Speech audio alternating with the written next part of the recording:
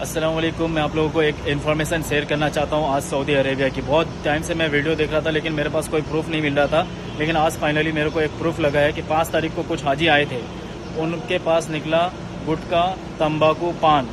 अगर ये चीज़ कुछ भी अगर आपके पास निकलता है तो सऊदी गवर्नमेंट ने उसे बैन कर दिया गया है और गुटखा, पान, तंबाकू को भी ड्रग्स में गिनती कर दिया है। तो आप लोगों से रिक्वेस्ट है, 5 मई को हाजी आए थे, 5 जन पकड़े गए जिनके पास से ये निकला है, उनके पासपोर्ट जमा हो गया है। हो सकता है उस पर रेड स्टैंप लग जाए। आप यहाँ पर उम्रा करने आ रहे हैं और ऐसा ना हो कि कुछ ऐसा बैन लग जाए आपको कि आप जिंदगी भर ना आए। ये वीडियो को आप शेयर कीजिए सभी से ताकि दूसरे लोग ऐसा करने से बच सके।